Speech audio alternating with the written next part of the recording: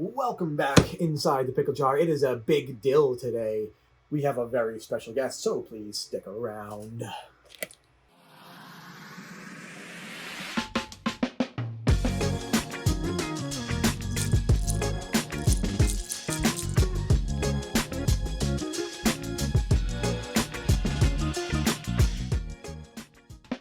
Welcome back, ladies and gentlemen, limes and gherkins, and all you crinkle cuts out there. Please welcome our very special guest for the day, R2D2. That's right, folks. Today, we're talking droids.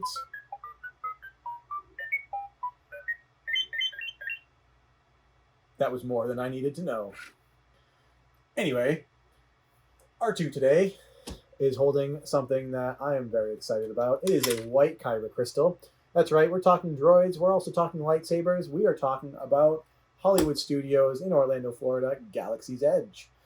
I've been looking for these for quite some time. They're really not that hard to get. I've been to Hollywood Studios enough to try and get one, and they just haven't had them in stock. So I'm very excited to debut this today. We're going to go through some colors. We're going to go through some droids. And most importantly, we're going to go through some new toys that we got. It was my twins' birthday, and they were so excited to go to Galaxy's Edge, and we let them pick out some new stuff. So why don't we get this guy out of the way and move on to the new stuff. Before we get into toys, we're going to do a little adulting here inside the pickle jar today. I'm going to tell you a little story about a man who broke and disposed of his wife's spoon holder. Spoon cradle. Ladle cradle, if I may. And then decided that when she went looking for it, his response would be, I think I might have broken it. I think I might have put it in the dishwasher like it wasn't supposed to. And I think I threw it out. I think so. So while we were at checking out with our new toys, she saw something and was like, you know what? You know what I think? I think since you think you broke the last one, I think you owe us a new one. That's right. It's a spoon holder, a ladle cradle, again, if I may. I think this is pretty cool. It is a severed R2 unit limb, but besides the macabre fact of that, it is an awesome color. It will be an awesome addition to my kitchen, along with my other nerdy items, such as a TARDIS cookie jar. The only thing that I do not like about this is that it was expensive, which was $17, and it's ceramic. Which means if it drops, it's probably going to break, because I have hardwood floors and tile pretty much throughout, with the exception of my living room has carpet.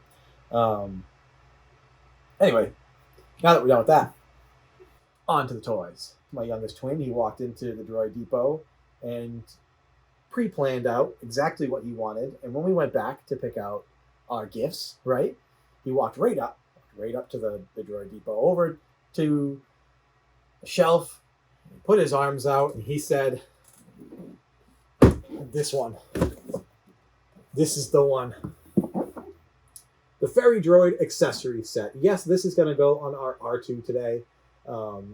And I think this is a fantastic little addition. It is a little pricey. It was $69.99, $70 plus tax. I do have an annual pass holder discount, which means that I got 20% off of this, which was a nice chunk. Now, if you don't have an R2 unit, because it does not come with an R2 unit, well, that's another $100 on top of that. So these droids get kind of pricey. But if you do come a lot and you do have an annual pass holder discount, then it is not too bad. The arms do move. The staff does fit in the hands. It does sit. It is posable, and the head does move. You can see the list of parts. I mean, it's pretty self-explanatory. It comes with 2 arms, a set of legs, a staff, the cradle for the head, and I believe it comes with a head. Yep, a dome extender, arms, legs, and bar. It's the bar. It's not a staff. I'm sorry. It's a bar. So we're going to set that up. But before we get to that, we've got one more thing to talk about. My oldest twin, he had a hard time choosing. He didn't know what he wanted, because he had to choose between his love of the animated series or the live action series. But ultimately, he made a choice, and I think he made the right one. Because you know what we do not have are any self-balancing, single-wheeled Dio radio-controlled robots. This thing is sweet. It comes with 3 extra antennas. I take that back. It comes with 3 antennas because he has 3 antennas on the back of his head like he's supposed to. So there are no spares. You will probably lose those. I'm not sure how tough they are. It does have sound effects, motorized head movement, wireless charging base, which is the same thing as the controller. That does look a little chunky, but that's okay. Internal rechargeable battery, and it is a self-balancing droid.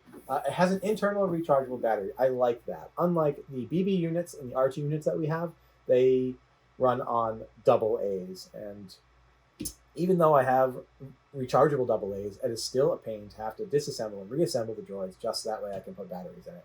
Where this has a rechargeable internal battery. I'm assuming it's a lithium-ion battery. It is what it is. So we're going to bust into these two. But if you remember, R2-D2 had a very special surprise for me. And that was my white kyber crystal. That means we're talking lightsabers. Here I have Savi's Workshop lightsaber. If you don't know what Savi's Workshop is, I would urge you to go on to Disney.com and check out the Hollywood Studios page. I think you can download the Disney app and check out Savi's Workshop, as well as the Droid Depot, which is where we got those droids. This is an experience. It is not just you show up and you build a lightsaber. You do have to have a reservation. They cost about $200-ish. But that includes everything, including all the pieces that you need. It comes with a 36 or 38-inch blade. And you get to choose from a variety of different builds. We chose a power and control build. That's these black and red and silver pieces here. Very Sith-like. And they are heavy. This is probably 2-3 pounds in your hand. It is thicker. This is probably about 1.5 to 2 inches compared to some of the Force Effects lightsabers. If you go around and you say Force Effects around these people here in Disney, they'll get a little uneasy. They don't like to talk about it like that. I don't see anything in here that says they're by Force Effects, but something leads me to believe that they're extremely similar. The only difference is that these are not battle ready, meaning that you can't really LARP, you can't really play or battle with them. And I'm going to show you why, because we're going to disassemble it. They're pretty easy. Top and bottom comes right undone. No extra crap. So you get a base plate, which has holes for your speaker. Doesn't sound muffled. You have your emitter, like you would on the plastic ones, which they do still sell. Your handles, your handholds, sleeves, 1, 2. Again, these are aluminum. And then your chassis, you can take the buttons off. These are magnetic. 1, 2. And these do function. The button does function. And that is how you turn the lightsaber on and off. And inside, it does have a kyber crystal. We chose a red one. I have a blue one in here. And finally, we have the white, and that's what we're going to put in there. We'll take this blue one out. You can see that. They are all pretty similar in shape. And they do have some form of near-field communication in order to communicate with the chassis. This is why they're not battle ready, by the way. If you can see inside here, it has an outer sleeve and an inner sleeve, or 2 inner sleeves, rather. This inner sleeve has slots for your bulb. You have a small and a large slot for the contacts on the bulb, and then a reinforcement sleeve on the outside to keep it from, I'm assuming, cracking at these joints here, at these very thin spots in the plastic. And again, this is just a little piece of plastic. You really want to be careful with it when you don't have the aluminum sleeves on it. So let's take this. Oh, it came right out. It's the white one, again, looking pretty similar. This one looks a little more sharp, a little more acute, if I may. And now we'll get it Nice and in frame here. If you can see, there is a hole on the bottom, a recessed hole on the top in order for you to slide these in. Now this one seems like it doesn't have very good contact points. We might have trouble getting it in here. Let's see. One from the front, from the back. Let's see if you guys can see it easily this way. Put that in the front. Oh. There we go. Very cool. So it's in. It accepted it, if you heard the jingle. Now we just go back to putting it together. We got red to red. Whoops. Blue to blue. Oh, and another jingle, meaning that you've put it together. We've got the bottom sleeve, the top sleeve. And you want to thread these together because it is a half thread. So you understand it is a half thread on the top and the bottom of these buttons. So you really want to put them in together and get them started and threaded together. Otherwise you run the risk of serious cross-threading and ruining your lightsaber. And you don't want that because you spent $200 on it. Or more if you bought it third-party online. And then the bottom and the top, it is not so necessary to do these at the same time, but you do want to tighten them at the same time. And then that is it. And we should give it a click and we should get a jingle. When we do, we get a jingle, meaning that we do not have a blade inside the emitter and we do not want one. And I am going to cut and show you what those blades look like. Check it out.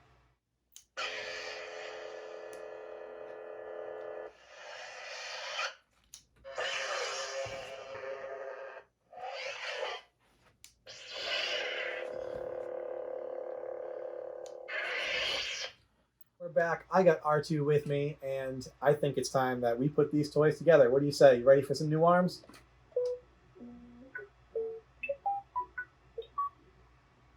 Sounds like it's time for a time lapse. Check it out.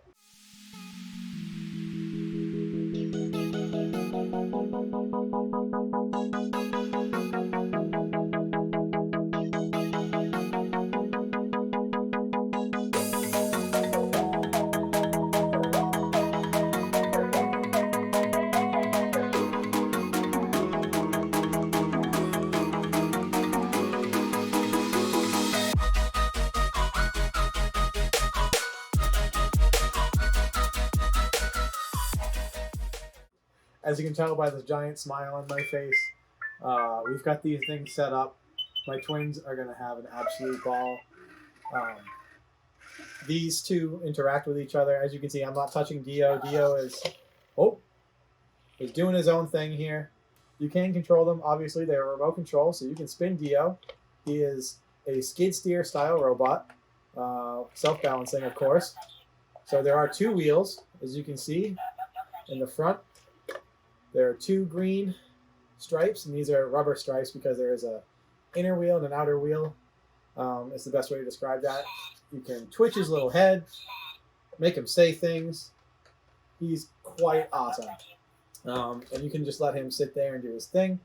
R2, on the other hand, pretty much, it's just an arms and legs attachment. You can move those as well. It's got a riser for the head. It still makes, R2 noises. When you push the up button, both arms go up. When you push the down button, both arms go down. I like to bring them both up nice and even so you can see the alternating arm motions. You can go left and right alternating, so up and down this way, or up and down this way. It looks like we're stuck here. So we got this way and this way. And that is pretty cool. I mean, they're posable. I mean, they're awesome. I didn't know that they were going to interact with each other. I know that the BB droids and the R2 units, they interact with each other. I wasn't expecting this one to immediately start interacting with this one. So now we've got another one to be roaming around our downstairs living room. These guys are awesome, and so are you. If you guys like these videos, please drop a like down below. And you can check out some other videos R2, where can we find some other videos? Yeah, right up there you can find some other videos. And then I believe, R2, where can we go to subscribe? Right down there you can go to subscribe. So have a good one, guys. Good night.